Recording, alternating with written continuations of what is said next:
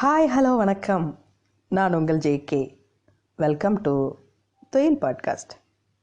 உங்கள் எல்லாரையும் ஒரு ஸ்பெஷல் எபிசோடில் சந்திக்கிறதுல எனக்கு ரொம்ப ரொம்ப சந்தோஷம். அனைவருக்கும் நமது இந்திய திருநாட்டின் குடியரசு தின நாள் நல்வாழ்த்துக்கள். உலக பரப்பளவில் இந்தியா 7வது இடத்துல இருக்கிற நாடு. இந்தியா மொத்தம் 7517 கிலோமீட்டர் நீள கடல் எல்லைகளை கொண்டது.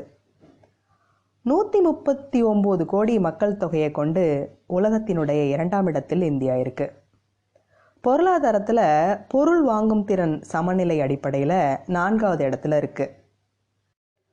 பண்டைய நாகரிகங்கள் பல இந்தியாவில் தான் தோன்றுச்சு. சிந்து சமவெளி நாகரிகம், ஹரப்பா, மொஹஞ்சதாரோ நாகரிகங்கள் இதெல்லாம் இதில் அடங்கும்.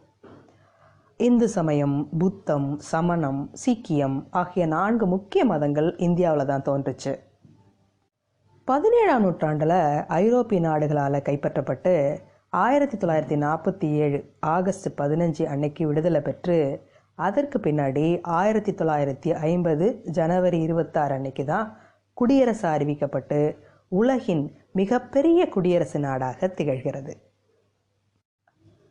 இந்திய கொடியில் மலர்களை பொதித்து வைத்து உயரமான கம்பத்தின் உச்சியில் அதனை கட்டி பின் விழாவின் போது கொடிக்கயிற்றை இழுத்து பல வண்ணப்பூக்கள் பொழிய பட்டொளி வீசி இந்திய மூவர்ண கொடியை பறக்கவிட்டு அனைவரும் பரவசப்படும் நாள் இந்நாள். உலக நாடுகள்லாம் ஒரே ஒரு முறை சுதந்திர நாளை கொண்டாடிக்கிட்டு இருக்கும்போது இந்தியர்களாகிய நாம மட்டும் 2 முறை கொடியேற்றி கொண்டாடுறோமே, அது ஏன்? இன்னைக்கு நம்ம நாட்டோட ஆயுத பலத்தை காட்ட விதத்தில் படை அணிவகுப்பு இந்திய தலைநகரத்தில் நடைபெறும். ஒவ்வொரு மாநிலத்தினுடைய சார்பிலும் அவர்களுடைய சாதனை அலங்கார ஊர்தி அணிவகுப்பும் நடைபெறும். அதே நேரத்தில் மாநிலங்களில் மாவட்ட சாதனைகளை விளக்கக்கூடிய அலங்கார ஊர்திகள், அப்புறம் சிறந்த சேவை புரிந்தோர்களுக்கான விருதுகள், பாராட்டுகள், பதக்கங்கள் வழங்கும் நிகழ்ச்சிகள் என இந்தியா விழா கோலம் காணும் நாள் இது.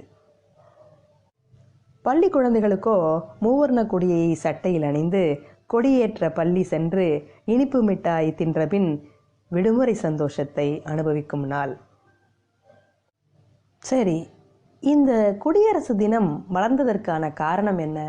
அதை தெரிஞ்சுக்கலாமா?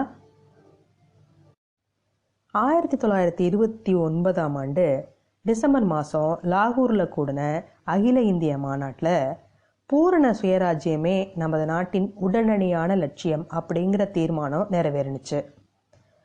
அதை எங்கே, எப்போ, எப்படி அஹிம்சாபூர்வமான வரிகொடா இயக்கத்தை திரும்பவும் தொடரலாம் அப்படிங்கிற விவரங்களை காந்திஜியே நிர்ணயித்து அறிவிப்பார் அப்படின்னு ஒரு மனதான தீர்மானத்தின் அடிப்படையில் காந்திஜிக்கு காங்கிரஸ் மகாசபை முழு அதிகாரத்தை வழங்கினுச்சு. அதே நேரத்தில் நாட்டில் நிலவன பொருளாதார மந்த நிலையும் அதன் விளைவாக பெருகின வறுமையும் மக்களிடையே கொந்தளித்த தேசிய ஆர்வமும் ஒருங்கே திரிந்து நாட்டில் ஆங்காங்கே தீவிரவாத குழுவினர் அரசுக்கு எதிராக வன்முறையில் இறங்கினாங்க. அந்த சூழ்நிலையில் சட்ட மறுப்பு இயக்கத்தை காங்கிரஸ் துவக்கி வச்சதுன்னா வன்முறை சம்பவங்கள் தீவிரமடையக்கூடிய அபாயம் இருக்குது அப்படின்னு காந்திஜி உணர்ந்தார். அதனால் தேசிய எழுச்சியை அகிம்சை பாதையில் திசை திருப்ப எவ்வகையான இயக்கத்தை மேற்கொள்கிறது அப்படிங்கிறது குறித்து காந்திஜி தீவிர சிந்தனையில் ஆழ்ந்தார். 1930 முதற்கட்டமாக நாடு முழுசும் ஜனவரி 26 அன்னைக்கு அமைதியாக சுதந்திர தினத்தை கொண்டாடணும் அப்படின்னு ஒரு வேண்டுகோள் விடுத்தார்.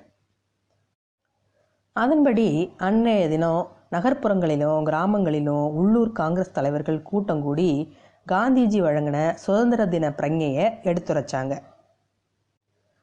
நமது தாய்நாட்டிற்கு 4 விதத்திலும் கேடு விளைவித்து வரும் ஒரு அரசாட்சிக்கு அடங்கி நடப்பது மனிதனுக்கும் இறைவனுக்கும் செய்யும் துரோகமே ஆகும்.